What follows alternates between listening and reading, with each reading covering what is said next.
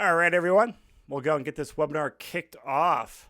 So, on today's webinar, we'll be talking about house hacking in Denver and also the Nomad investing strategy. So, originally, this was a class we had scheduled a couple months ago, but with what's going on right now with coronavirus, we are going to a webinar format. So, we'll cover the same content we're going to in the class.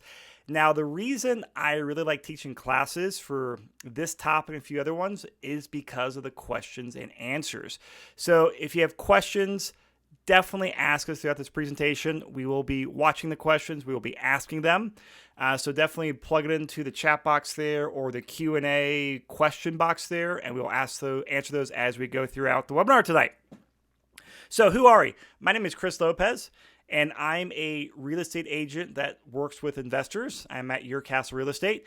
And really what my entire focus is working with investors. And that's really around getting rental properties. And I work with house hackers and landlords who are buying traditional landlord properties. And I combine that with some longer term financial planning to help people achieve their real estate goals. Now, my co-host on this webinar is Joe Massey, and he's a senior loan officer at Castle & Cook, and he's also an investor himself. Joe, how's it going?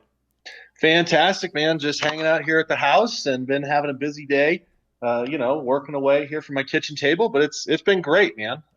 Things are going really well, kind of business as usual. Our team's set up working from home, and it's a little awkward being on webinar versus face-to-face, but it's going really smooth. Good. All right, guys, we'll jump in the content, ask questions. I know we got a lot of people on here, so we welcome them because Joe and I, we talk to each other all the time. We like other people talking to us as well. Actually, I got two announcements before we jump onto here. So before the coronavirus is, really shutting things down for safety reasons, we had some plans on doing some house hacking mastermind, small intimate mastermind groups along with some in-person classes with new content. Well, we are putting that hold for the next, couple months until, it makes sense to do it again.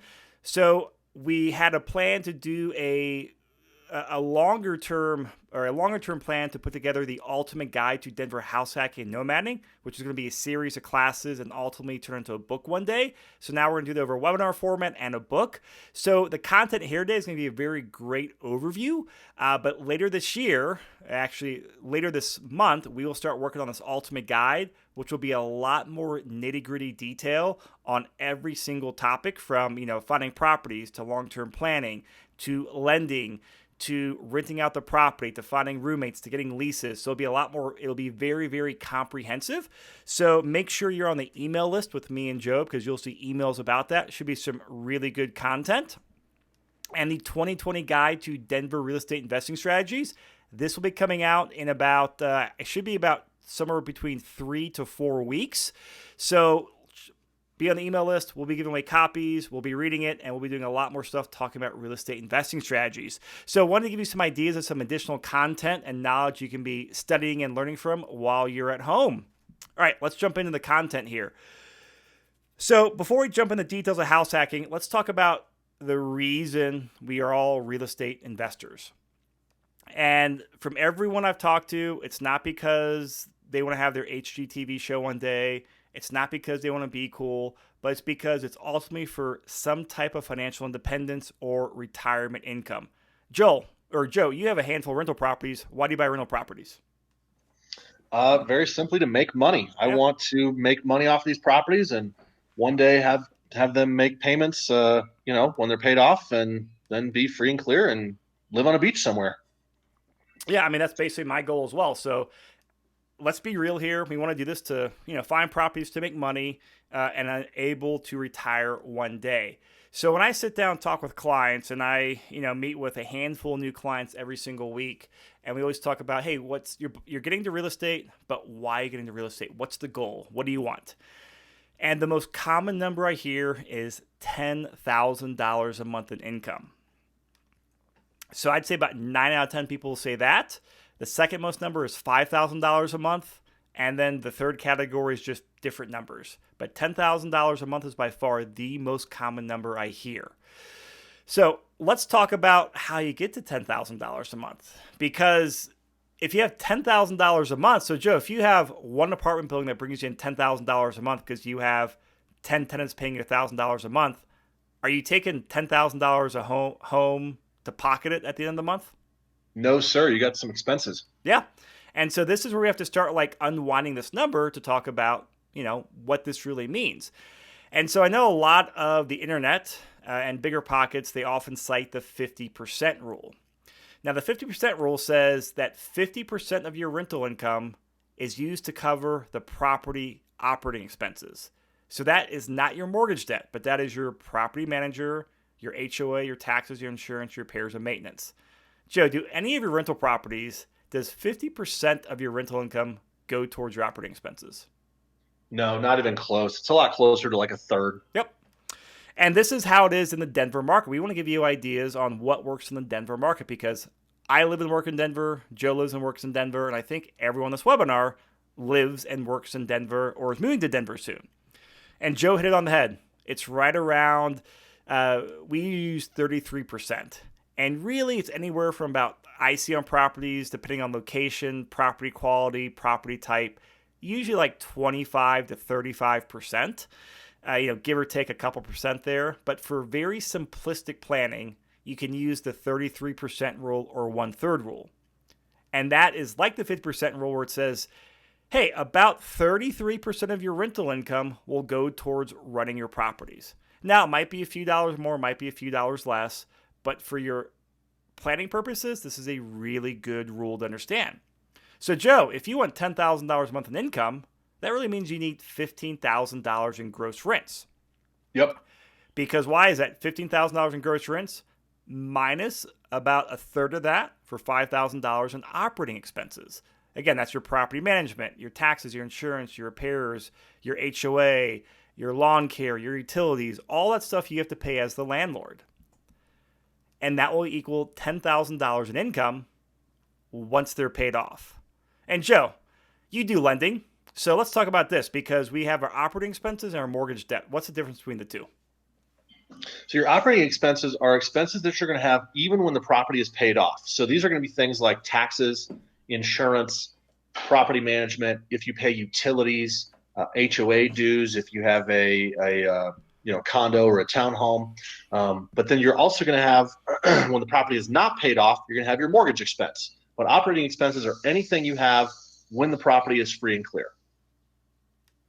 Perfect. And I can tell you what my goal is, everyone. My goal is to have $20,000 in gross rents because I want right around $13,000, $14,000 in income after my properties are paid off. So that's my goal, but we'll use $10,000 a month through the PowerPoint here because that's what most people's goal are. If you're confused on this, let me know. We got a whole webinar that talks like an hour on this topic.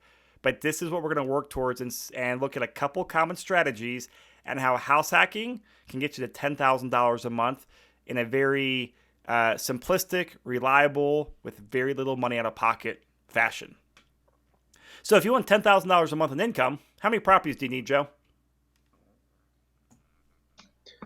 It's going to depend. It really just depends on, are you going to buy 10 properties that are going to generate $1,000 a month? Are you going to buy one multi-unit that's going to generate $10,000 a month? It really depends. But I think the number you've got up there, 8 to 10, is fairly common. Kind of lines up with what we see here in Denver. Yeah, and Joe hit it on the head. Like depending on a lot of things, like if Joe buys one apartment building, and I buy all single family homes, well, he needs one property, even though it might be 11 doors, but I'll need 8 properties. So it's really hard to say, hey, I need X number of properties because property types give you different cash flow, and then different properties have different number of tenants in there as well. So that's why we like to focus on that income goal and not get hyper focused on the property goal. But from a very high level, if you go out there and look at properties around town, you can ballpark 8 to 10 properties is probably what you need, assuming our current market conditions, to hit that $10,000 retirement goal one day. But let's be honest, Denver is not the cheapest market. It's also not the most expensive market in the country, but it's not the cheapest market. We're not going out there buying $30,000 homes. And we're not even going out there buying $200,000 homes. So how do you get to those properties? And that's where we want to compare two different low down payment options for acquiring properties. One is going to be a strategy that everyone loves and wants to do, and it's very much investor focused, but it's probably the unicorn right now in the marketplace. Just with everything going on in the market, and this was pre-coronavirus, but just up to 2 weeks ago, it was the hardest strategy to execute in the market. The next strategy we'll talk about is the house hacking and nomad strategy, and we'll compare how difficult it is to do both and how much money you need to accomplish both. And when you compare the two, I find the numbers very eye-opening, and it just gives more weight to why house hacking and nomading is a phenomenal strategy. So the very first strategy we'll touch on, just to give you guys a baseline, is the BRRRR strategy. Now, I know some people know this, some people don't. Give us a rundown, Joe. What is this? So this is where you're going to buy a property with a hard money loan, and they're going to help you finance finance the renovation costs. So you're going to buy, rehab, or renovate the property. Then you're going to rent the property out, put a tenant into it. Then you're going to refinance the property, so you're into it with very, very little cash out of your pocket. And then if you had a great experience and you loved it, you're going to repeat and do it all over again. So, Joe, I know you do a lot of loans here as a lender. I'm going to put you on the spot with a question. So, in 2019, how many loans would you ballpark that he did for like house hackers and nomaders? For house hackers and nomaders, I'd say probably 50. How many did you do for the so Joe does the refinance, the long-term finance. How many of the refinance on the BRRRR strategies did you do last year? So I did about 20, but let me put a little asterisk by that. The 20 that I did, I have a pretty long client list of really experienced landlords and really experienced rehab guys. So the 20 that I did is abnormally high. I did a very high percentage of the BRRRR transactions that occurred in the Denver market last year. Yeah. And that's because, I mean, Joe's a good lender, and a lot of lenders on the takeout financing, on the refinancing, it trips them up. And so that is, I know, one niche Joe has built out for himself. But I'm glad you emphasize that those are your experienced investors. I got a message here, taking a break. Someone says they can't hear Joe. Can anyone else hear Joe talking? Can anybody else hear me? This is Joe. Can you hear me? So James can't. Katie, maybe, or anybody else? Mike can hear me fine. Everybody. Okay. So, Good. James, I would say one thing you may. So, James, you said maybe you only hear Joe. So, James, can you hear just me? This is Joe. All right. So, James, what I would recommend is logging out and logging back in. We've had, as we've all had to learn the new interwebs for face-to-face classes being turned into virtual. If you're running into errors, I would encourage you to just log out and log back in. That's probably going to be your best route. So sorry for the technology challenges there. Also, Chris just posted, this is recorded. So if you don't get it to work, Chris will be sending out the email recording afterwards. So thank you all for posting. That's one of the interesting things here is if we have technology challenges, we need to know about it because we want to make sure everybody gets the information. So thanks to everybody that said they can hear me. And thanks, James, for letting us know that you can't hear Chris. All right, so got a question popped up, and we'll keep the answer brief because we actually teach an entire class on the BRRRR strategy. But Joe, I mean, you see these properties. The question from Nick says, can you give some context on why the BRRRR strategy isn't more successful or more common in the current Denver market? Yeah, absolutely. Number one reason, it's hard to find properties. There's a massive shortage of inventory, massive housing shortage right now. And the BRRRR strategy works great when we're in a strong buyer's market. Right now, we're in a super strong seller's market. So when properties are being sold at market value or at a premium, the BRRRR strategy doesn't work great. What you really need is properties that are undervalued. So something that's a foreclosure, a divorce, a short sale, an estate sale. And so there are still some of those out there because even in good times, there are still foreclosures, but there's not as many as there have been in the past. So this was a very popular strategy back in, what was it? 2009, 10, 11, as we were coming out of the Great Recession. This is a very popular strategy, still popular now. A lot of people like to talk about it. A lot of people like to use it, but the only people that are really doing well at it are the experienced rehabbers that have a crew that can do the rehab cheaper than most. So if this is your first time, the BRRRR strategy is going to be very, very difficult. And we'll actually go through an example here on the BRRRR strategy with some numbers in a couple slides. We'll give you a little more insight on there. But Joe's answer is just spot on. It's really numerous things make it hard right now. So, all right, James, hopefully you can catch us on the recording, man. Cool. Glad that answered your question, Nick. So the Nomad Strategy. So this is a newer term that's been coined recently by our friend James Orp in Fort Collins, who's a smart investor and just brilliant at modeling out investing strategies. So it's a newer term, but it's not a new strategy. But the strategy is really simple. You buy the house as an owner-occupant, meaning you're going to live in the house. You live there for 1 year. Then you buy a new home after 1 year. You convert your previous home to a rental, move in the new home, and you repeat this process until you reach your financial goal with the number of properties that you want. So you can see there with a fancy graphic with a circle there, you keep repeating and repeating because it's a very good way to get properties under market or for a very low down payment. So Joe, two things I want to talk about on here that are very important to strategy. Why would I buy this as an owner-occupant versus an investment property? So owner-occupied financing is always going to be the cheapest that you can get. That would be, a property that you're emotionally attached to. And so when I say cheap, it's going to be your lowest down payment and your lowest interest rate. Therefore, it's going to be maybe not your lowest monthly payment because you are going to have mortgage insurance and you are going to have, a larger loan as compared to putting down a large down payment. So your monthly payment might be a little bit higher, but it's your lowest cost of borrowing money since you're putting so little into the property. So it's very beneficial to buy as an owner occupant because you only need to put down 3.5%, maybe 3%, maybe 5%, depending on the property you're buying. And then why they live there for 1 year?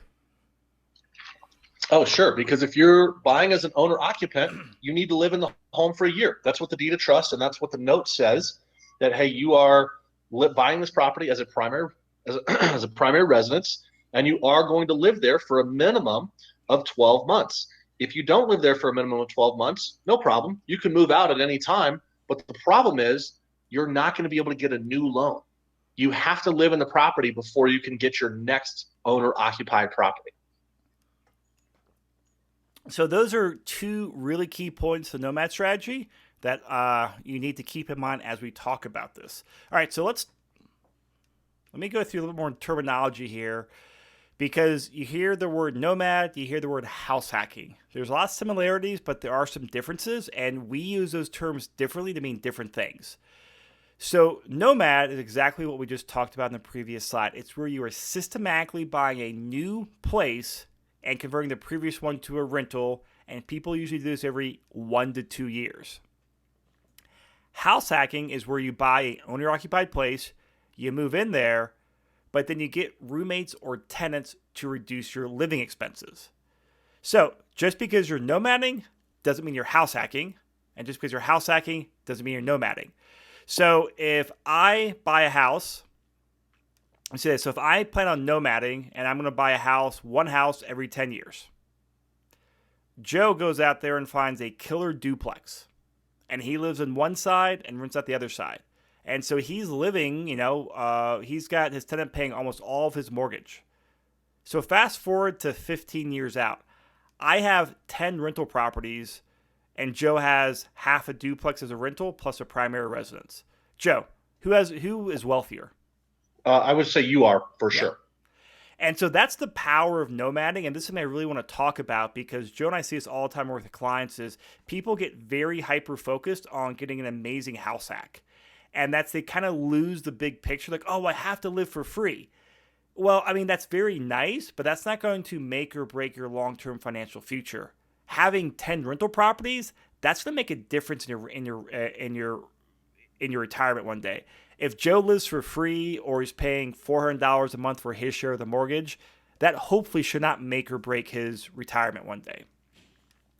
So you can combine nomading and house hacking and actually get some amazing returns. So we've got a lot of clients here where they are just juicing their returns right now, where every year they are moving, but then they're also having roommates when they live in the house. So they're often living for free or near free. And then after 1 year, they can convert their previous place to a rental, buy a new place, and get another 2 or 3 or 4 roommates to their new house. So should you house hack and get roommates or tenants?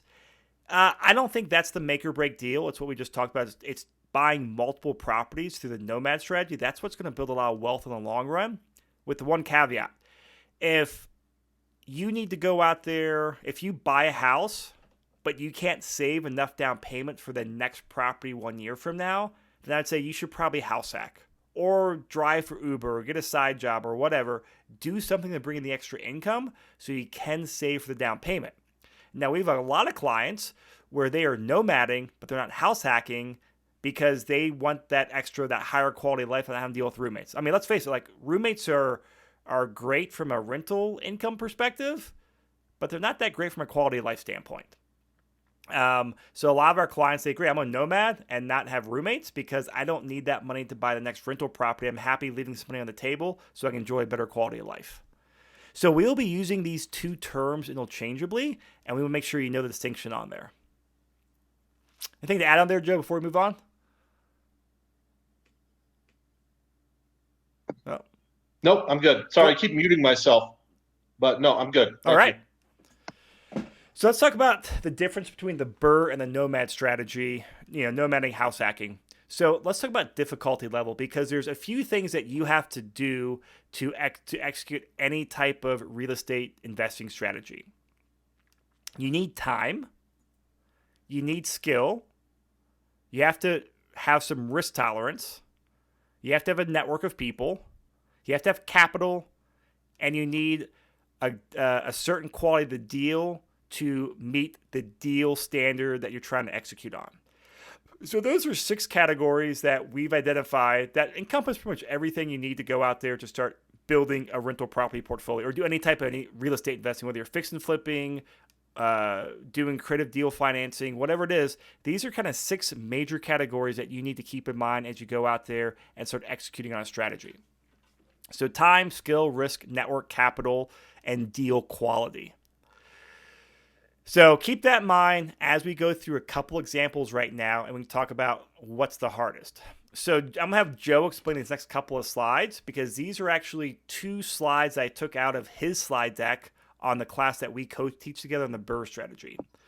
So Joe, I know you can't control the mouse, so do you want me to show everything, or how should I click through this? You know what? You just go, and I'll keep up with you. Ooh, all right. Challenge accepted. So in the top right-hand corner, these are the details of the property. This is a $225,000 price. That this property needed $30,000 worth of renovation, and the ARV, the after repaired value, was $380,000. Now, the first thing everybody listening is supposed to say is, "Oh my God, those properties don't exist in Denver anymore." That's true, except for this one that we did in January of last year. So this is a real deal. All right. Monthly rent, $2,700.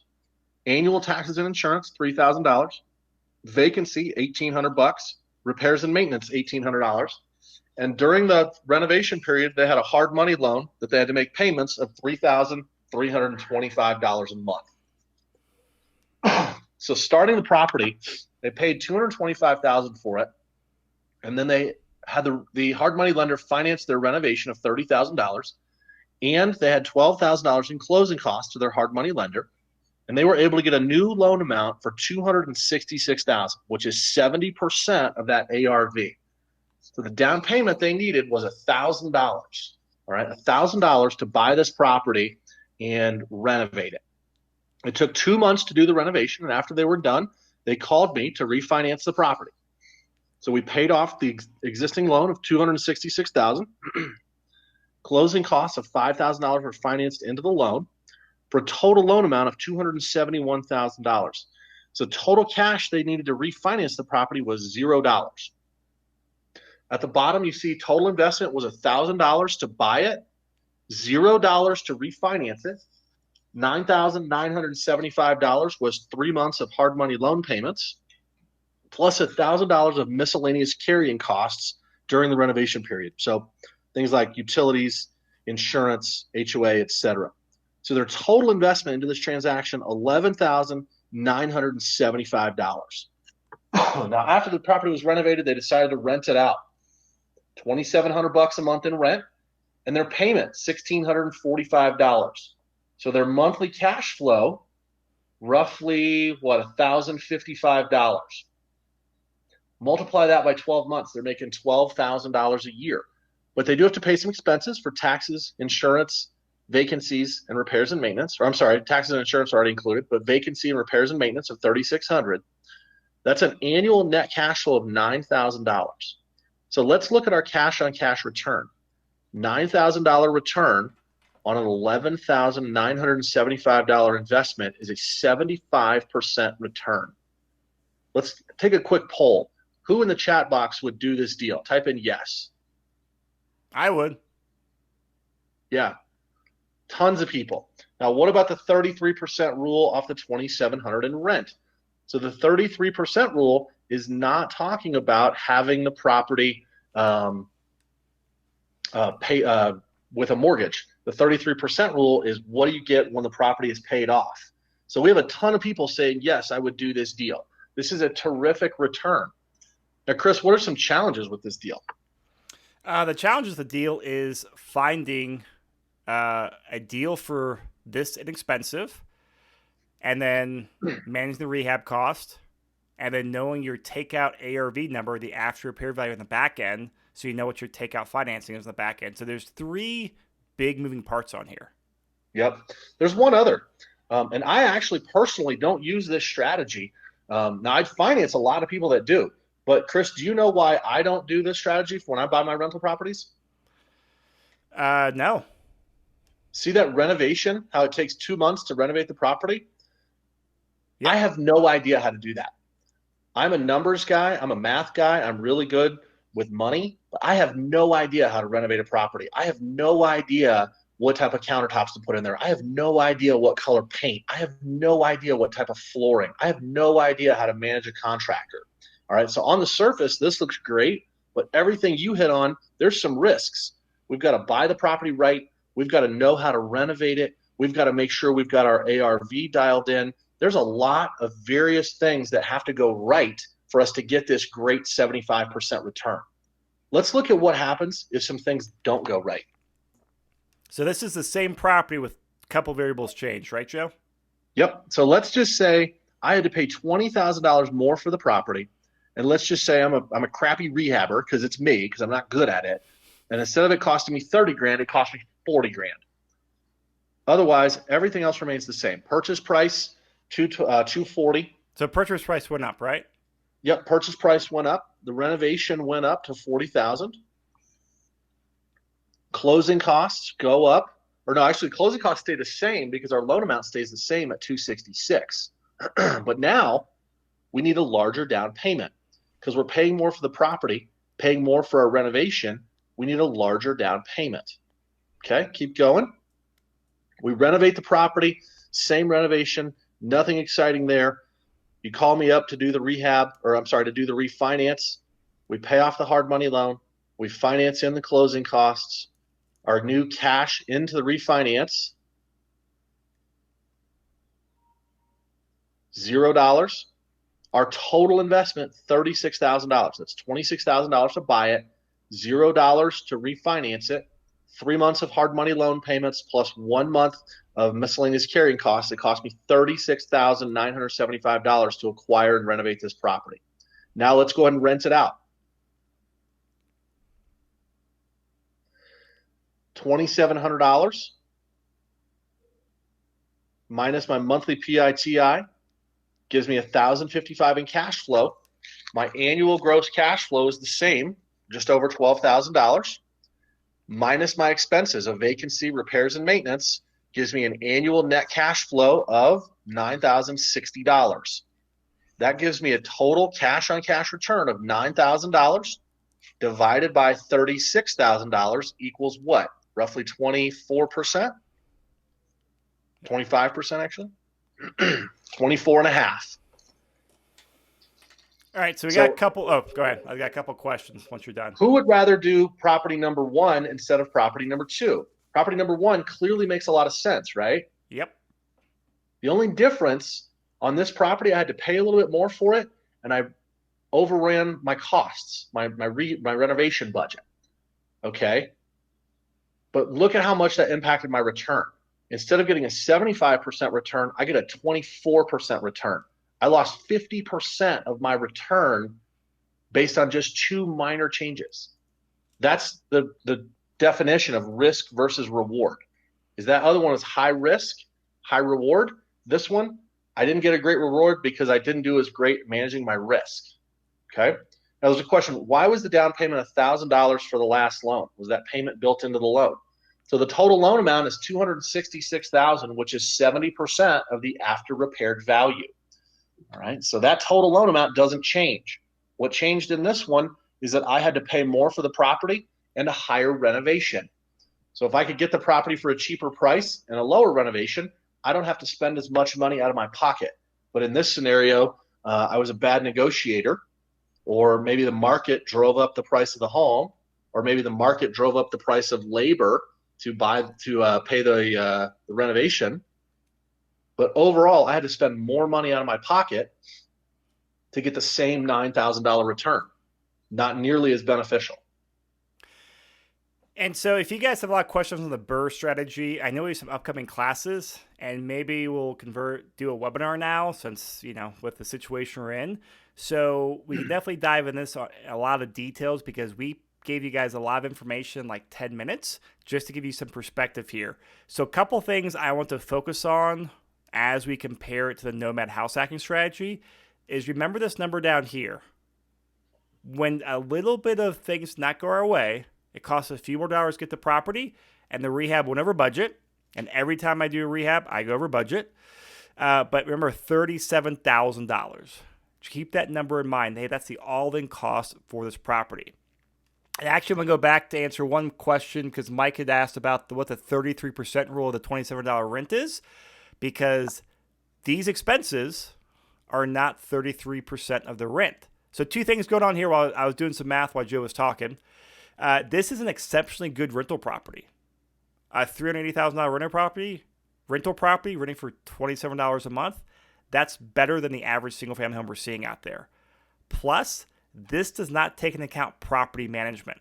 That 33% rule number we gave you has property management built in there.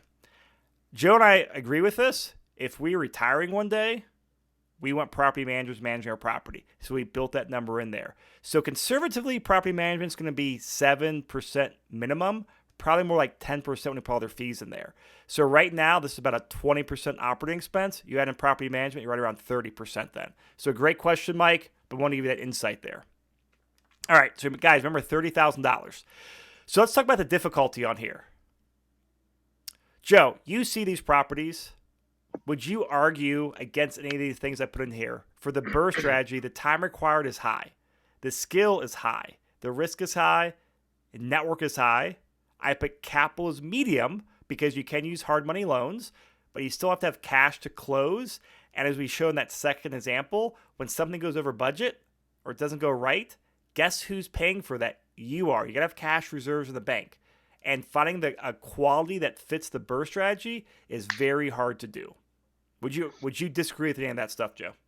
No, I agree 100%. My clients that are currently using the BRRRR strategy are experienced. Yeah. They are very experienced flippers. One of my clients has done more than 1,000 fix and flip transactions, and I closed 3 BRRRR transactions with him last year. So if you're on this webinar and you're thinking about, oh my gosh, this BRRRR strategy looks great, just keep in mind, one of my clients has done more than 1,000 transactions, and he's your competition. That doesn't mean you can't do it, but he's your competition, and that's just one of my clients. Yeah. Not to mention the other people that aren't my clients that are out there doing this, not to mention my other clients that have done 50, 100. This is a highly, highly, highly competitive strategy and takes a lot of time, skill, and money. And it usually takes a couple years to scale up your resources, your network, your GCs, all that, your deal sources to get here. So we're not saying don't do it, because hey, I did not see one BRRRR strategy deal that came across my desk last year. If I do, I'm not going to be opposed to taking it, but I just don't see many. But there are also a lot of risk on here, which is not my priority right now. So we're not saying don't do it, but we want to give you that reality check. But here's our advice to people. Because what happens is people often get hyper-focused on the BRRRR strategy or hyper-focused on fix and flips. But let's just say hyper-focused on BRRRR strategy here. And I've got clients like this from 3 years ago that I can remember vividly. And they say, I'm going to go out there and I'm going to BRRRR the property. I was like, great. I think it's a great idea. But why don't you house hack or Nomad while you're doing it? No, I don't want to do that. I don't want to do that. I want to do BRRRR. 3 years later, guess how many BRRRRs that client has done, Joe? 0. Yep. And I've got other clients who are like, hey, I want to build a rental portfolio for retirement one day. And they're like, hey, I'll buy one good deal a year and live in it. And those people are on their third property right now. Who wins in 10 years? My money's on the guy that's buying properties right now. Now, are they hitting home runs like the BRRRR strategy? No, but they're hitting base hits. And base hits add up. So with the Nomad, or difficulty of the Nomad, time, I put it at medium. And your time here is not so much spent on rehab and sourcing deals, but your time here is spent on like moving from property to property, because a big pain in the butt with the Nomad strategy is you have to move every year. And moving is, I don't like it. It's not fun. But your skill is low. You don't need an amazing network or amazing deal analysis to find good nomads. Your risk is low.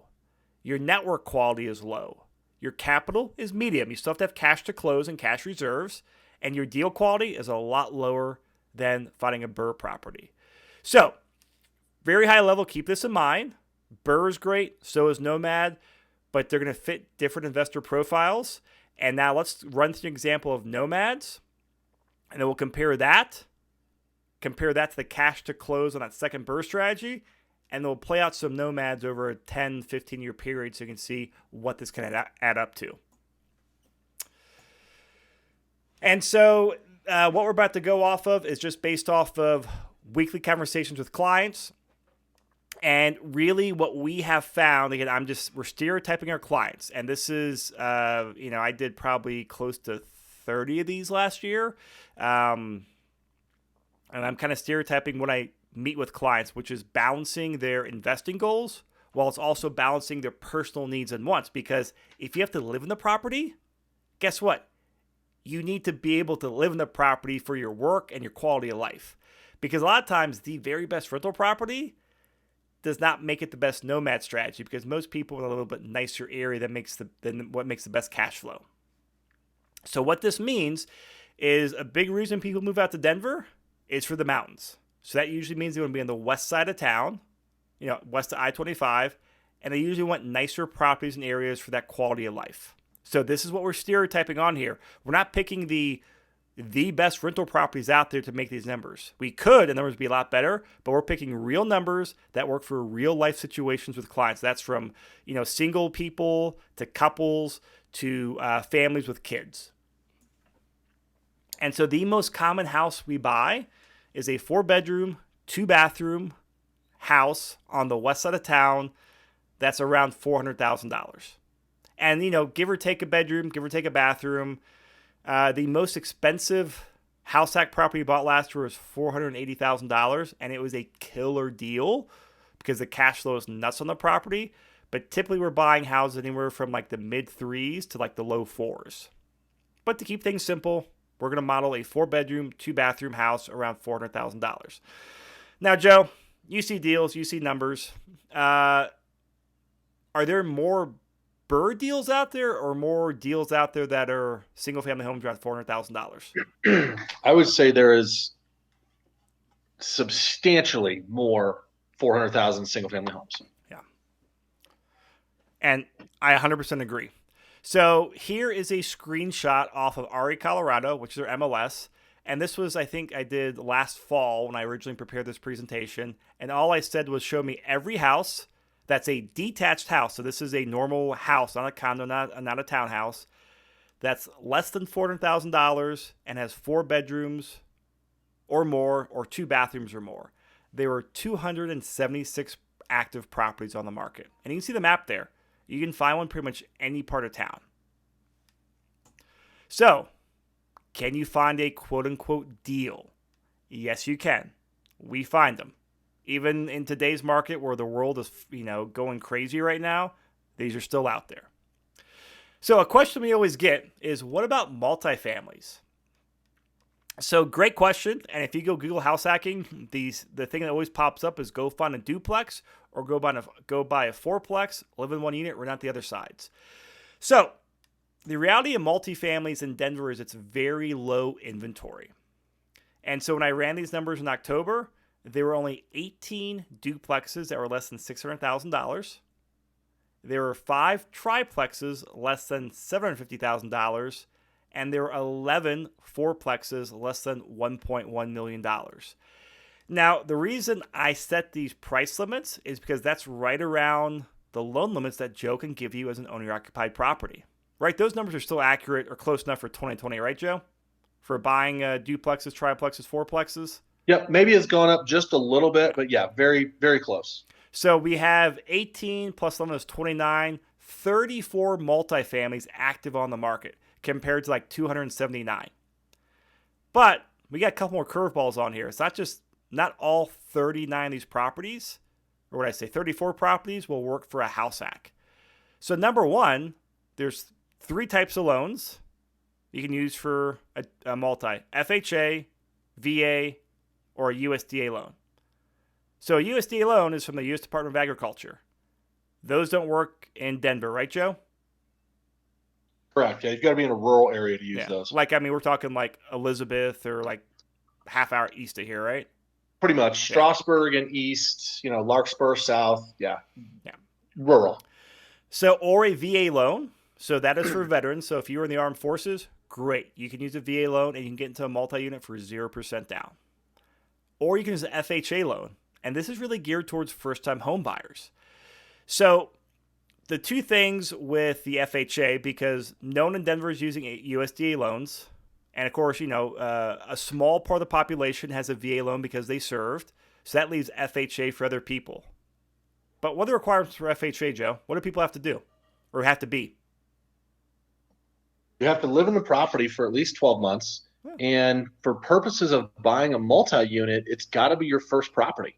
You can't own anything else and then want to be buying this as your second, third, fourth property, because FHA is not designed to build a rental portfolio. It's got to be your first purchase. So if you're doing the Nomad strategy, this is why you don't get hyper-focus on multifamilies, because you might be able to make it work for your first one. But when you go on to your second or third property, you're done. You're with your single family anyway. Plus, FHA has higher health and safety appraisal standards. Like, what are some of those things for FHA appraisal, Joe? No peeling paint on the property. It's got to have, floor coverings, no broken glass. The way I describe it, can I go into the property and set a 2-year-old down on the floor and they can run around and be reasonably safe? You're probably okay. If they're going to step on exposed nails or stick their hand in an electrical outlet and get shocked by exposed wiring, you probably have a problem. And a lot of multi-units, they will not pass the FHA health and safety appraisal standard. And so part of this is because there's their environment and like, hey, there's 34 multis on the market. And the numbers, probably about the same right now. And so if you're bumping up against an investor, most multi-sellers, they're going to take an investor over an FHA standard, because the investor cares a lot less about how the property looks and they have a lot less loan requirements. If I was selling a multi, I would take an investor over an FHA person, because there's going to be a lot less headache and I'm more likely to close. So the other thing that's the problem with multifamilies is you have to be able to move into the property within 60 days. This is to make Joe and his lawyers happy to meet the owner-occupant rules of the loan. If you can't move within 60 days, well, it's not an owner-occupied property then. So the potential problem with multis is that a lot of them have tenants and leases in place. So unless there's a vacant unit or a tenant's lease that's moving out within 60 days after closing, Joe can't give you a loan on the property. So I don't know what percentage of multis out there have a vacant unit, but it's not 100%. I don't know what percent of properties multis would mean an FHA appraisal standard, but it's nowhere near the majority of properties that I've seen on the market for multis. So you take in the low inventory, the fact we have to meet these higher health and safety appraisal standards, the fact you can't buy a multi on your second or third or fourth property, and the fact that it's moved in 60 days, it makes multis not a must-have or deal maker for you to be successful in house hacking. Oh, here's a stat I pulled. So I got actually an updated one. I did this. So out of the last 22 house hacks we did, only 2 were multifamilies. The other 20 were homes, condos, and townhomes. You kind of see similar stats, Joe, with your loan transactions? Probably less. I think last year I did maybe 5 multi-unit transactions, and we did more than 400 transactions. And that was Um, multi for like investors and house hackers. Correct. Yeah. Yeah. Yeah. Very, very low. Wow. I would have expected higher for, okay, that's interesting. Yeah. Difficult to find, and they're overpriced right now. Yeah. That's part of the reason why, a lot of my clients are very sophisticated investors, sophisticated house hackers, sophisticated nomaders, which that's why everybody's on the webinar right now. Because you guys are obviously all sharp, wanting to expand your knowledge. A lot of people that are buying multi-units right now are overpaying for them, and they're not getting a great deal.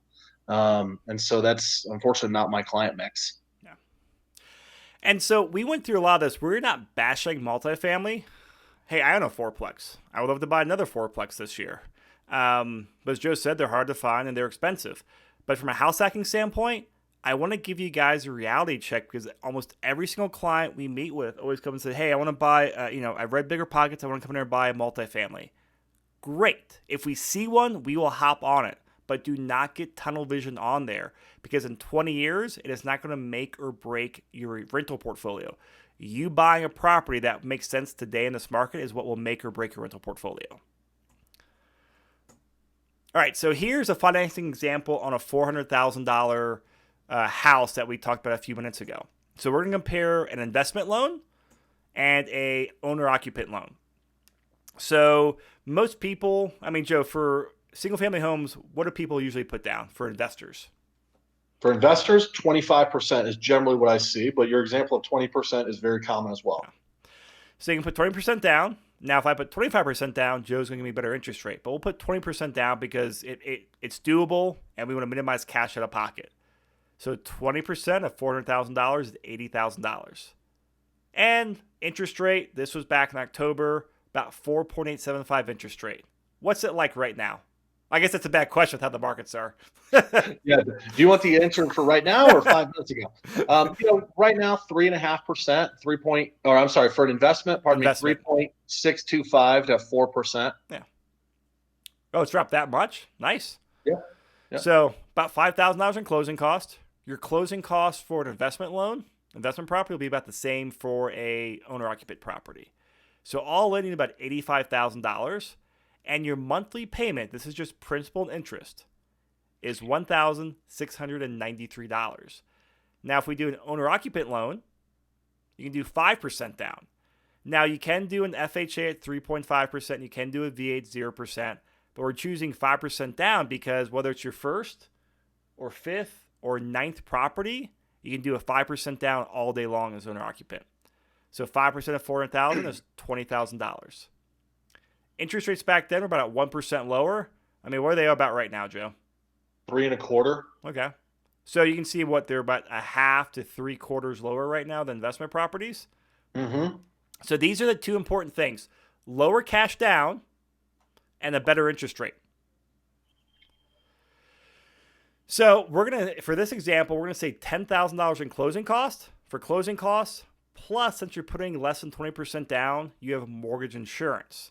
So since we do a lot of these, the strategy we use is often to prepay mortgage insurance. So we ballparked it at $5,000.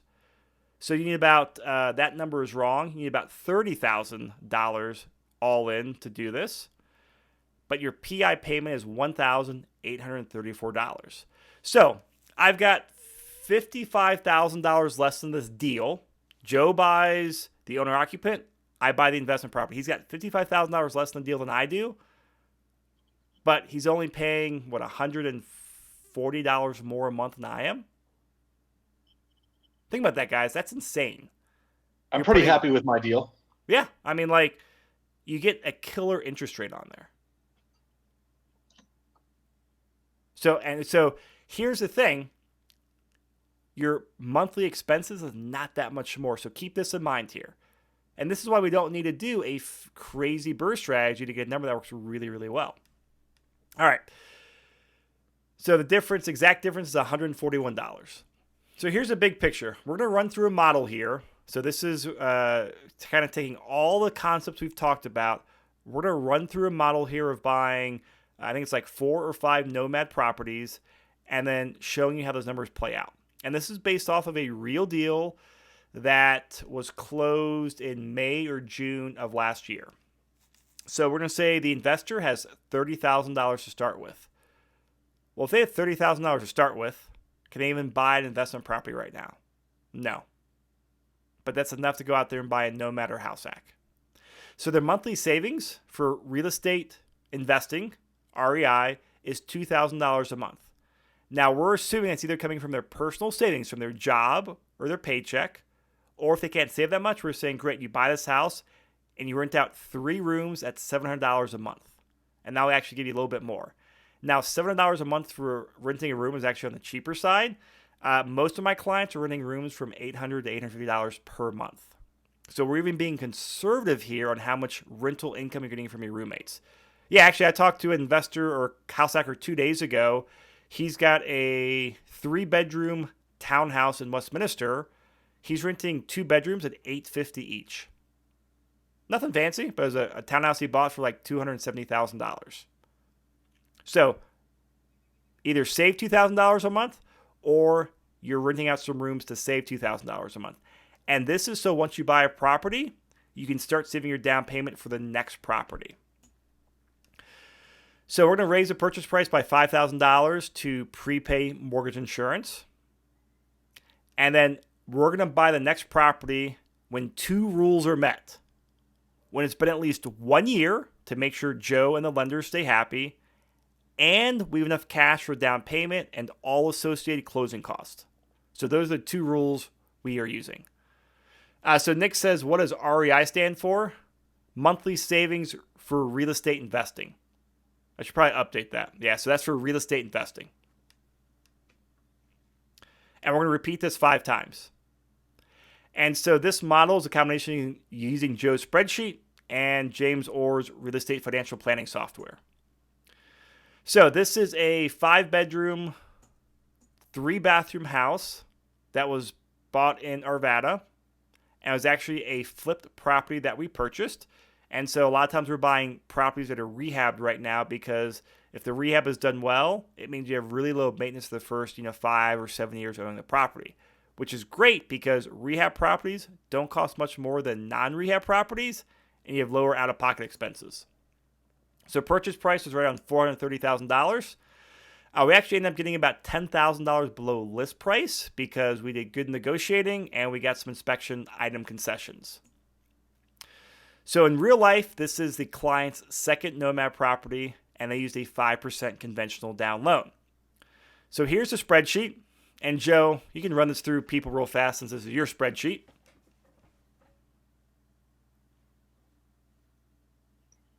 Sorry, I was muted again. Jeez. At the top, you've got the property address. So this is just Nomad property number 1. It's a single unit property. We're buying it as a primary residence and putting 5% down. Purchase price of the home is $435,000. Acquisition costs are your title insurance, homeowners insurance, miscellaneous costs associated with buying the property. And then loan costs are $1,540. That's our flat cost to process and underwrite the loan. Down payment of $21,750. Your mortgage balance is 95% of that initial purchase price. And initial repair costs, in this case, we actually got a credit from the seller of $3,000 towards the closing costs. So your total initial investment, $23,490. This particular client had an interest rate at the time last year of 4.125 for a 30-year fixed rate loan. And the monthly rental income after they move out of the property, $2,500 per month.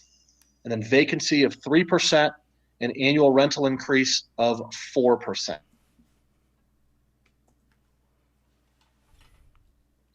Then over on the right-hand side, you see the annual appreciation of 5% because properties generally go up in value here in Denver. And the effective tax rate is 25%. That is your effective tax bracket based on how much you paid in taxes last year. And then you don't pay for any property management. You're managing the property yourself. And monthly reserves for property maintenance and management, for maintenance and repairs, 5%. And there is not an HOA. So this is just a regular single family home. And then annual real estate taxes, $1,650, and property insurance, $1,450.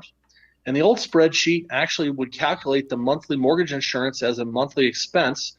And so we had to offset that because the client actually paid the mortgage insurance out of their pocket as part of that $3,200 in acquisition costs. So the monthly PMI offset is $1,777. But on the new spreadsheet, since we put a new version out there, we'll actually calculate that mortgage insurance for you. So moving ahead, this is going to show our cash flow.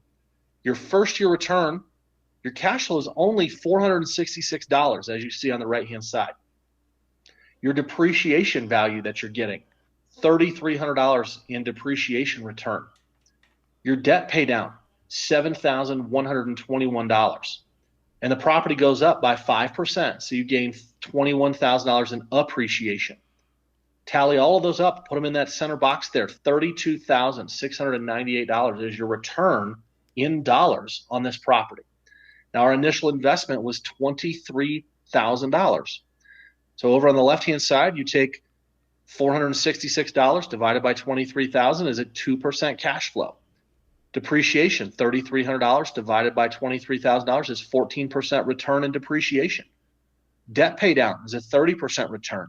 Appreciation is a 92% return on the cash that we initially invested. You tally all of those up, we're getting a 139% return on this property that we bought, lived in for 1 year, only put 5% down, moved out, and then rented it out.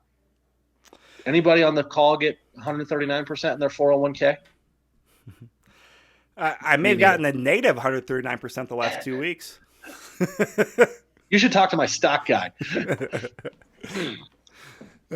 Great. So we have a whole class. We teach in person. We've actually got a whole podcast and YouTube videos that talk about this quadrant and Joe's spreadsheet. So email us if you want those content, because that's a whole hour and a half right there. I'll also send out in the follow-up email because this is a whole lot of great knowledge right here that we were just spending a couple minutes on. So if you got questions on here, just make sure you go review that information. I'll send out tomorrow with the recording on here. So what I want to talk about here is something we call true cash flow, because let's look at the real cash flow of the property, which is your cash flow from rent minus expenses plus your depreciation, because that's money you get back at the end of the next year when you pay your taxes. And so altogether, that is $466 plus $3,361. So it's like $3,800 a month there. Now, a couple things that could happen on here, because I can tell you for this client, when they move out, his plan is to actually rent the house room by room. And that should easily bring in like $3,200 a month in income, maybe more. But if he has an extra $700 a month in income over that 25 we said, most of the other expenses don't go up, and 700 times 12 is an extra like $8,400 a year. So that $8,400, his cash flow could go up to like $8,500 to $9,000. And that's because he's willing to do a little bit more work as a property manager and rent the house room by room after he moves out. So we're assuming, more conservative numbers on here because that's the way we like to model things. But there's always ways to increase cash flow. And that's something we'll be talking about in that ultimate guide to house hacking and nomading around Denver that we release later this year. So for more of those details and advanced modeling, make sure you catch that course when it comes out later this year. All right, so let's talk about these numbers here. He bought his first property After 1 year, he moves out, he converts the previous house to a rental, and he rents it for $2,500 a month. And we're assuming, this is for modeling purposes, that he's buying the exact same property. Except one difference. It's been 1 year. Prices have appreciated. As Joe said, we're using a 5% appreciation assumption. So we're using 430. Well, now it's gone up to 456. So it requires almost about $27,000 to cash, $27,000 in total cash investment. So at the end of 2 years, or 1 year, he's got one rental property that's cashing about $2,500 a year. Now that's higher than what we just showed because we're assuming rents went up slightly. Now again, if he rented room by room, he'd be like $7,000, $8,000 a year in cash flow. His true cash flow is closer to $6,000 a year. Now fast forward to the next year. After 1 year, he converts his previous house to a rental. So number 2 becomes a rental, and he buys the other house, exact same house in our modeling, except one thing. Prices have appreciated. Now, the next house he's buying is $479,000. So he needs about $30,000 of cash to close. Now, remember, the great thing here is even though properties are going up, with the power of leverage, since he's using a loan, he doesn't have to bring in all that difference to close on the property. So now he has 2 rental properties. His cash flow is close to $6,000 a year. His true cash flow with tax benefits is closer to $13,000 a year. Now, going into the 4th year, he buys his 4th Nomad. Converts number 3 to a rental. Now the new house is $500,000 to purchase. Needs about $31,000 to close. But now he has 3 rental properties. Cash flow is about $10,000 a year. Okay, not getting too shabby. His total true cash flow is about $21,000 a year. Now his 5th Nomad purchase. Moves out number 4, converts number 4 to a rental. Prices have appreciated. Now this 5th house he's buying is like $100,000 more expensive than the house he bought 5 years ago. Now, will this really happen? We don't know, but we're modeling it this way. And we'll talk about a couple examples here at the end of this. So he needs about $33,000 cash to close, but now he has 4 rental properties. His cash flow is like $15,500 a year. His true cash flow is about $30,000 a year. So no one's retiring off of $15,000 a year, but he's starting to build some really good rental property income. Now let's be real. If he's moved 5 times in the last 5 years, he might be having nomad fatigue. So we got some options here. Because the whole idea of nomading and house hacking is to get your foot in the door as a landlord and start accumulating rental properties. So he can keep nomading.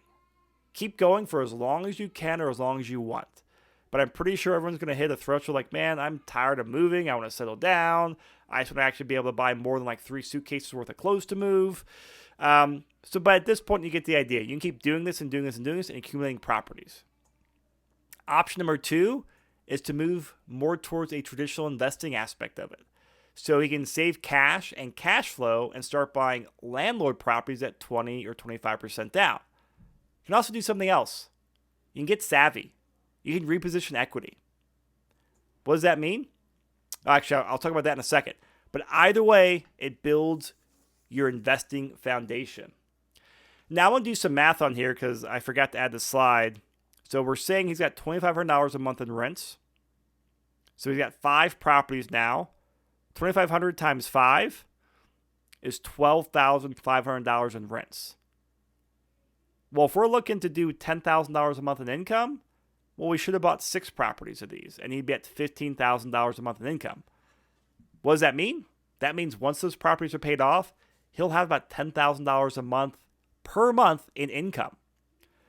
But if he's averaging about $30,000 down, across the 5 or 6 properties times 6, he's all in for those 6 properties, about $180,000. $180,000 by 6 properties is nothing. I mean, wouldn't you say, Joe? I want to give some context here before we move on to equity repositioning. Absolutely. This is over the course of 5 years. And really the tenants have been paying all the payments.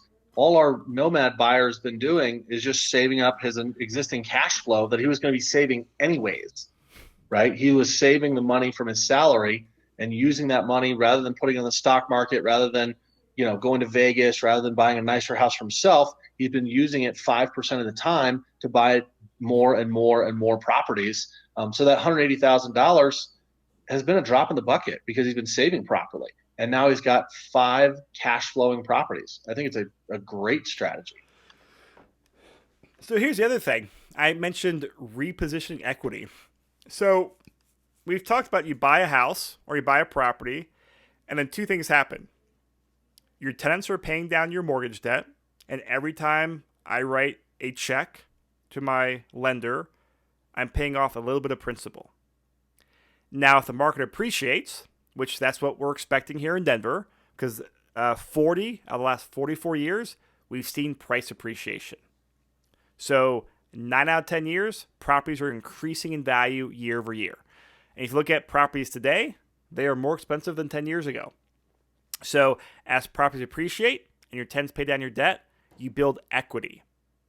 And I like to call equity like your real estate piggy bank, because you can take that equity out, or you can take that money out to go buy other properties. And you can do that really through two ways. You can take a loan on the property, like a new loan on the property, either through a cash out refinance, or by doing a HELOC, or by selling the property and then taking the proceeds and buying a different rental property. But either way, you can extract the equity from the property and go out there and invest it.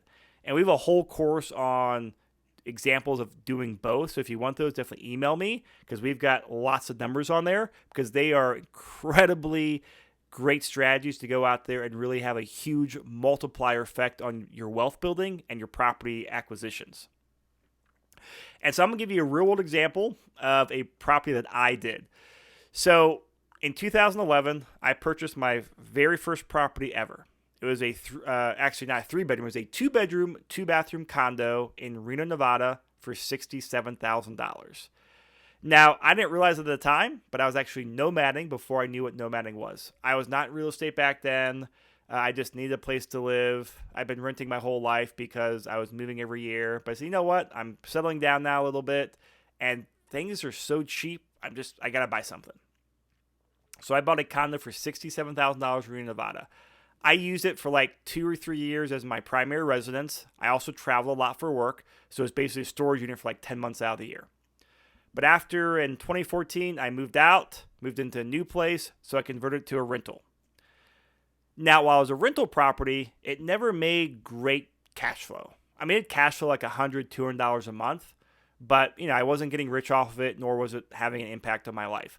I actually just kind of kept one checking account, and all the money kept going in there to pay for my mortgage, pay for the bills, and I think it built up to like $10,000. And I also did a small renovation before I sold it. So nothing major, but it was cash flow positive.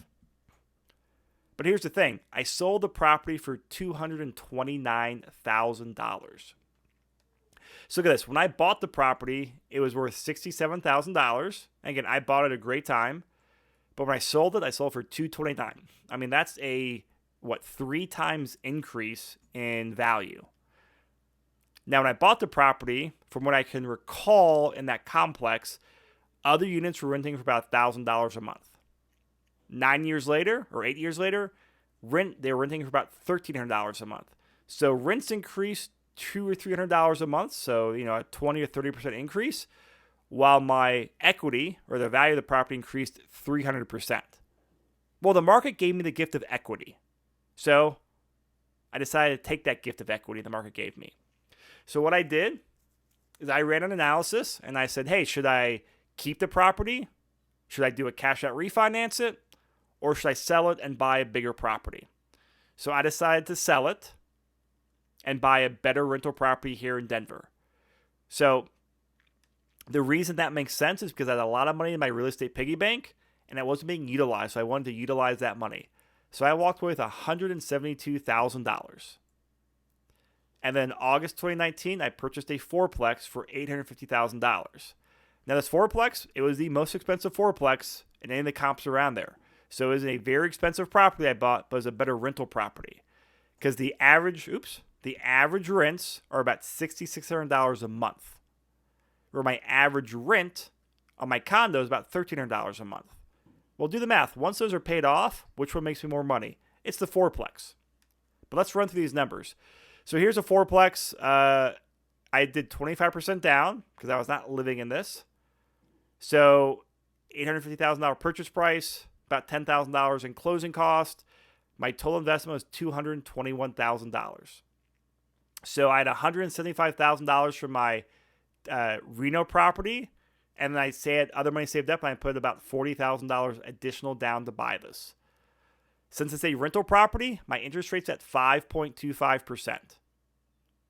Rental income is about $6,600 a year, or $6,600 a month.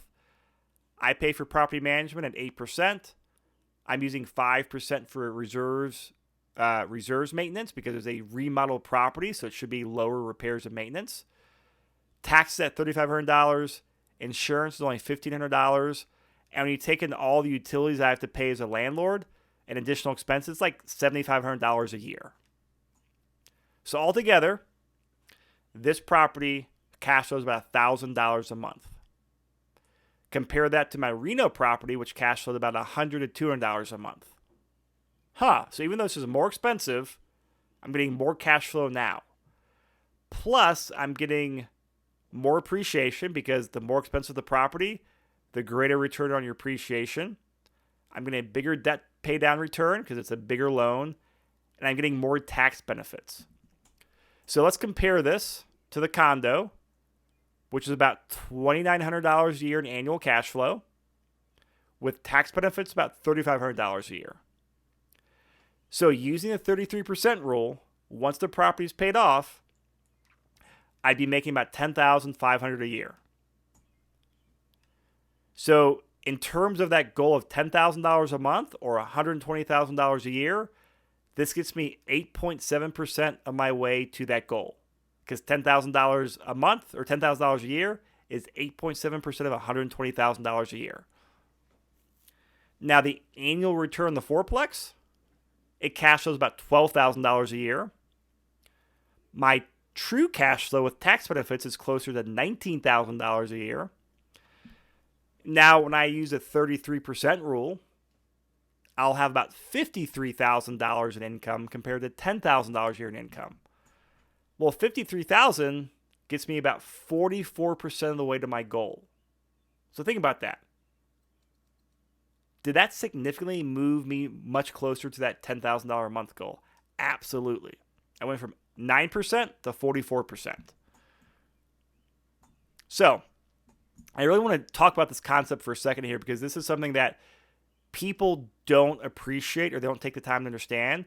And that's because a lot of people only look at cash flow. Hey, buy a property today. What's my cash flow today? What's my cash flow tomorrow? Great, and that's very important. You don't want to buy a negative cash flowing property. But cash flow is not everything. And this is why if you buy some Nomad properties, you can set yourself up for retirement. Because what happens if I bought 2 or 3 of those condos 7, 8, 9 years ago? I actually might be 100% to my goal right now. Well, in terms of like having enough properties that when paid off, they hit my goal. But I only bought 1 property. If I bought 4 or 5 of those over 4 or 5 years, I'd probably be at that goal. And 2 things. That's the power of patience. And also, again, I got a great upswing on the market. But even if you don't have that, buy really low, sell really high market, these numbers still make sense. Because a lot of times every 5 to 7 years, it makes sense when you look at the way equity builds in properties to pull out money as a cash out refinance or to go out there and sell the property and buy another rental property. So, Joe, you got anything you want to add on here? Because I really want to drive home this concept, and it's hard to see what people's reactions are over a webinar. No, I think this is spot on. You took a property that was a moderately well-producing asset and turned it into a great asset just by simply trading up. You were looking at your return on equity. You had a ton of equity in there. The property was positively cash flowing, but just because it's positively cash flowing doesn't mean you're getting the best return on investment or the best return on equity.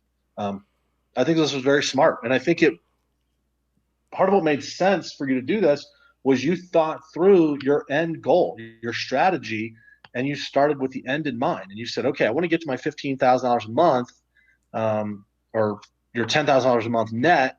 And you looked at it and said, hey, I've got to buy 11 more of these condos, or I can sell this one, trade into one multi-unit, and I'm 44% of the way there. Now I just need to find 2 or 3 or 4 other single families, or maybe 2 single families and 1 multi, or whatever the mix might be, to get you to your goal. So I think it's very smart. And I see a couple questions on here. I'll answer them in a couple minutes. We're about to wrap up. So hang tight, guys. So here is one of the last slides. So this is actually a graph from the real estate financial planning software. And what this shows, each one of those colors is one of the different Nomad properties. So the bottom one is number 1, the orange, second one is number 2. And what it does, it shows the equity build, the total property value over the years. So at year 8, assuming the 5% appreciation around those properties we bought, you'd have over $1 million in equity. Or not in equity, you'd have $1 million in property value minus your mortgage payments. So if you've got that much equity, though, like, think about what you could do with that. You can definitely sell a couple to go buy a bigger multi-unit or go buy a bigger and better rental property. And that's because it's exactly what Joe just said. You're buying low, you're having patience, you're being smart while you're realizing, hey, cash flow's on everything in the market. How can I best utilize the rental property? Because I tell all my clients, hey, the property you buy today, I'm willing to bet in 10 years you probably won't own that property. Nothing against the property, nothing against the property we picked today, but in 10 years, the market changes. The value changes. How good a rental property changes. Your goals change. We're probably going to sell and reposition it to go out there and buy a better property. And that's one of the fun things about real estate, is that you can go do that. And plus, you get other opportunities. Like right now, I got, with Joe on the line, 2 properties I bought last year, or that actually the fourplex, let me use that. The fourplex I got at 5.25 interest rate. I'm refinancing that. My interest rate's dropping 1.5 points. Well, that increases my cash flow. So this is why if you buy the properties, you understand the key fundamentals of properties, of equity, how you make money in real estate, understanding the financing side, work with people that know these things, you can really multiply your wealth building effect when it comes to buying rental properties. So, in summary, this is a powerful way for wealth building.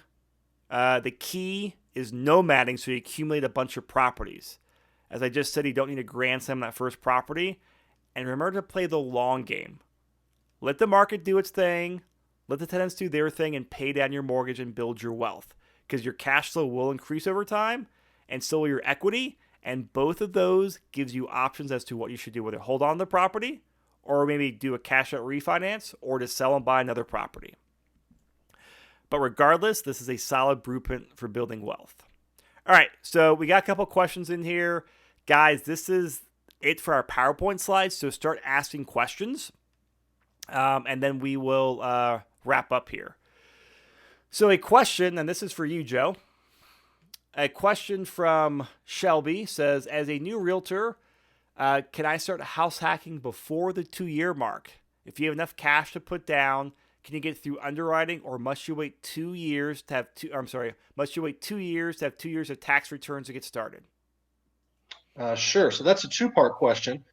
If you have enough cash to put down, yes, as long as you have 100% down, you can pay cash for a property, and you don't have to wait for any sort of requirement to qualify for a new loan. You can pay cash for a property at any time. If you're looking to purchase a new property and get a loan, you do need to be self-employed for a minimum of 2 years in order to qualify. So if you're self-employed as a real estate agent or any other sort of self-employed individual, you have to be self-employed for 2 years and provide 2 years of tax returns. With the flip side, like you said, if you've got enough cash to put down and you want to pay cash for the property, absolutely, you can do that.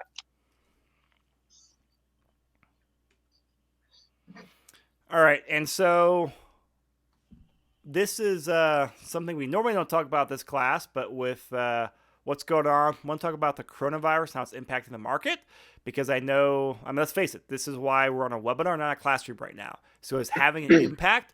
So we'll spend a few minutes and talk about it. So we'll give you a quick rundown. We got a lot more resources out there, but feel free to ask us questions while we're talking about this, because I know I saw a question earlier. The question was, do you think that we will see a lot of foreclosures coming up due to the coronavirus? Joe, you can go first. I will say a resounding no, but I do think you'll see a lot of distressed sales. You're not going to see a ton of foreclosures because properties aren't really upside down. Now you will there'll always be foreclosures even in good time, but what we're going to see is there might be some people that lose their job, can't make their payments, and gosh, what's the next thing we can do? Well, we can sell the house. We've got $100,000 worth of equity in the home. We can sell it, move into an apartment, get back on our feet. And what they might do is, reduce the value of that home to make, rather than making $100,000, reduce it and only make 50,000 because they need to sell it quickly. So foreclosures, no, I don't think you're going to see any foreclosures, but I do think you might see some distressed sales or maybe faster sales or under market sales. So maybe theoretically the BRRRR strategy might work, but don't forget you still have hundreds, thousands of investors competing with you. So we have a long ways to go before we're going to be in a strong buyer's market. And really, for a lot of these distressed sellers who need to sell fast or maybe their property's not in great shape, a lot of times those don't make great house hack properties because they need to, they need cash in 3 days, or the house is not habitable. And that's very hard to get with owner occupied financing because generally you can't move that fast. And unless you're a professional investor, I don't recommend buying properties within 3 or 4 days because you have very little time to do due diligence. Now, if you're a savvy investor, you can walk properties, you know what to do. I think there will be opportunities. I think most of those distressed sales will go to investors that are ready to, that can act really fast, make a decision within 5 minutes, and they can wire cash within a couple days. So personally, I'm not waiting for distressed properties. I have a property in contract right now. It closes in like 3 weeks or 2 weeks. I'm going through with it. It's still a pretty good deal because I don't think it's worth waiting for the market. So a question here. I haven't seen the market drop much as yet. Do you see it dropping significantly before the economy has recovered? So kind of what we just talked about there. I don't think so. An interesting stat here. Nationwide, we've had out of 3 of the last 5 recessions, nationwide prices have kept appreciating. In the Denver metro area, housing prices appreciated 4 out of the last 5 recessions. The one recession that did not was the one in 2008. And that was a real estate driven recession. That was, all the bad loans, all the people buying properties, all the fraud going on. So that was real estate driven. The other 4 were recessions not caused by real estate. So I doubt we'll see stuff like that. Plus, this time around, I was not in real estate in 2008, but I was, an adult. I was in business. I was scared when the world was falling apart back then. What the government is doing now is very, very different from my perspective with loans. Right now they're already having options out there within a week of the coronavirus pandemic of saying, hey, if you can't pay your loan, hey, there's loan forbearance on here that won't hurt your credit score. And loan servicers, it sounds like the majority will work with their lenders so far and say, hey, great, take 3 months, take 6 months, and we will tack on the payments at the end or re-amortize the loan. They're not dinging your credit score. The government... Can I interrupt you Absolutely. there? So you need to read those statements very, very carefully. It doesn't say it's not going to impact your credit score. It says they're not going to report late payments. Okay. That doesn't mean it's not going to impact your credit score. Anybody on the call needs to be really, really clear. We're going to talk about this in depth tomorrow on a different call I'm on. If you opt for forbearance on your payments, certainly I get it. I totally understand what's going on. But that is going to show as a forbearance on your credit report, which is going to negatively impact your score. Then once you move forward and get your payments reinstated in 90 days, Your loan is now going to be a modified mortgage. Once your mortgage is modified, you can't qualify for a new loan for a minimum of 12 months from that modification date. And modification and forbearance are both going to negatively impact your credit report. So it's really, I'm not trying to pick on you, Chris, because that's what you said is that's what most people see is, oh, it's not going to negatively impact my credit. I'm totally doing it. No. It's going to negatively impact your credit significantly, but it's just not going to show any late payments. So anybody on the call needs to understand if you take that route, I totally understand, but it will prevent you from getting any sort of new refinance or new purchase loan for a minimum of 12 months. So just be aware of that. Now, that's great clarification because I don't know the details. Yeah. My point with that, I got a little too much in the weeds there, was that from my perspective, and Joe, you were in lending back then, it seems like the government and lenders are trying to be friendlier than they were in 2008 with avoiding foreclosing on people. Certainly friendlier to individuals, yes. Yeah. So that's why I don't think, I mean, do you think you'll see prices dropping? Not right away, no. Yeah. Do you think the real estate prices will go down in general? I'm curious. No, we're in a massive housing shortage. There's still too many people moving here and not enough homes on the market. No, I don't think we're going to see any decline in prices. And that's the other thing, is inventory. We don't have the inventory for people. All right. All right, so here's a couple other questions not coronavirus related. How do you qualify for the second property? If you have a primary residence and your debt-to-income ratio is close to 50%, and if I have a lease in place in my primary, will that cancel out the debt and allow me to get the mortgage on the new property? Yeah, just lease out the property that you're vacating, get a lease and a security deposit. We'll give you credit for that, and then you go and purchase the new property. Great. And then another question here. What would you do if you can afford the 20% down, but don't want to move from your primary house, and how could I grow? If you can or cannot afford. Yeah, I think if you can afford, you just simply buy investment properties. Yeah. If you can afford it, buy investment properties. If you can't, I mean, this is where it comes down to is like, save up the money, go out there and do one of these more aggressive investing strategies, the BRRRR strategy. Just realize that goes from investing to more towards starting a business, and businesses have a high failure rate, and it takes 2 or 3 years to get off the ground running. And if you don't want to move, I mean, I get that, but I have this conversation frequently with my clients. I'm like, great, I get you don't want to move, but how else are you going to buy that property? Well, I really want this income. Great, I get that. How are you buying more real estate? And if you can't give a clear answer, you really need to reevaluate your goals, whether that's moving or figuring out a different way to go out there to start accumulating properties. I mean, it's very black and white to me. Yep, I agree.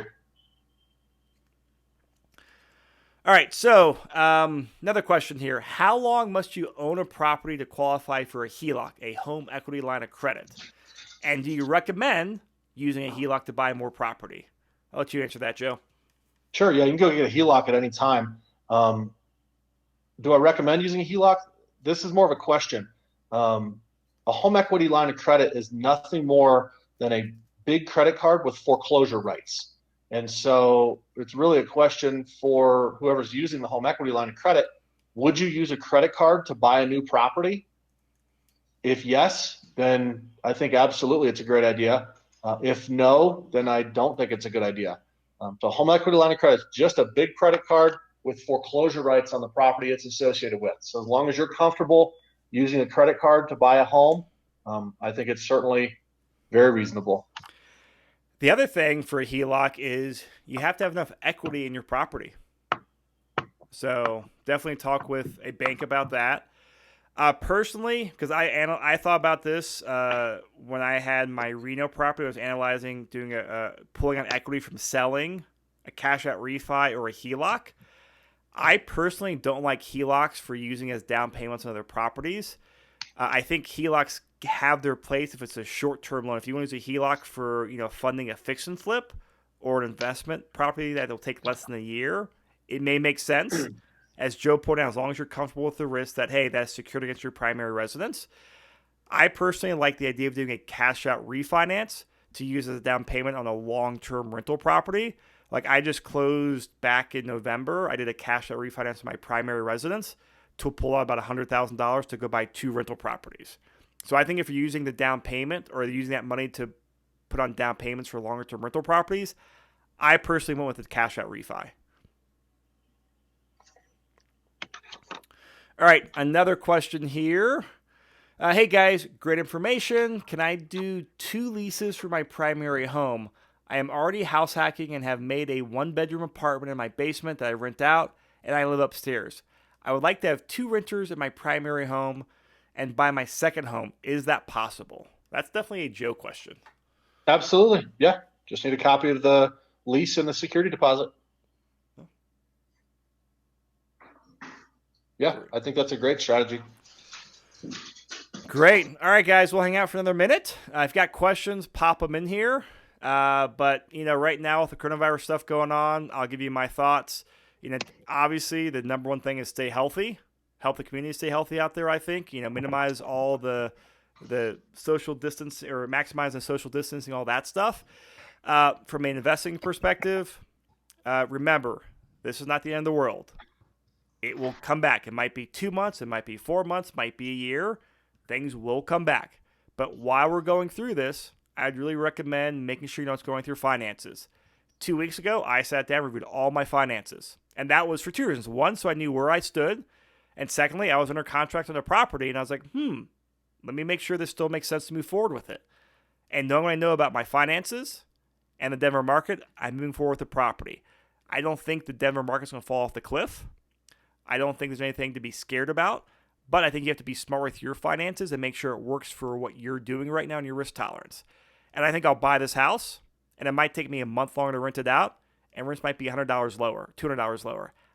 That's fine for my risk tolerance, but I'm not going to buy it, and it'll take 9 months to rent out. A couple other questions here. Someone mentioned something about refinancing, then taking the cash and splitting it to buy 2 properties. Any insight? Yes. Send me an email. I can send you a blog article on those numbers exactly because that was something I did. And I can actually send you those numbers and you'll understand everything. I walk you through it in detail. So send me an email. If I remember, I'll put in the email out tomorrow to everyone. So another question. Given the recent market turmoil, is it still possible to do a 5% down payment or are lenders being more conservative? Yeah, we do that all day, every day. Not a problem. Yeah. So the short answer is no, it's fine. Yep, absolutely. No issue. And I'm curious, has anything changed in your guys' underwriting? No, not on ours. Yeah. Great. All right, guys. I know we have, I think that's all the questions or more. Pop them in here. But I am doing a weekly podcast and email newsletter on updating the coronavirus. And this is just, what I hear from other people around town, what I'm experiencing as an agent, as an investor.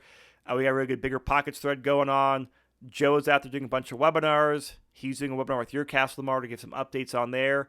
So definitely, if you have any questions, whether it's house hacking, hey, that's what we do. I'm an agent. Joe's a lender. Reach out to us. If you have questions or concern the coronavirus, reach out to us. We're happy to share what we know, share our insight, and pass on whatever information we can. So, Joe, any closing thoughts before we wrap up here? No, I think everything has been very helpful. This, I think hopefully helped everybody understand the difference between the BRRRR strategy, nomading, house hacking. I think this all really has been great. I think there's a lot of opportunities out there. I think there's a ton of opportunities in this market. There's going to be a ton of opportunities over the next 30 days. A lot of people are nervous to buy properties. This is a great time to buy. Maybe you can't get in to see the property, but you can certainly do a virtual tour. You can look at it online. You can still write offers. People can get in touch with Chris to, hey, go under contract on a property, get in touch with me to get pre-approved on a property, and we'll get you under contract. And then when it's time for your inspection, you can go in and inspect the property. And if you don't like it, you can always cancel. But you go through all the steps. I think there's a lot of opportunities to buy properties right now. And there will be for the next 30, 60, 90 days maybe. Great. All right, everyone. Thank you for coming out. Joe, thank you for your time. It's appreciated. Thank you, Chris. I appreciate you having me on. Bye, everyone.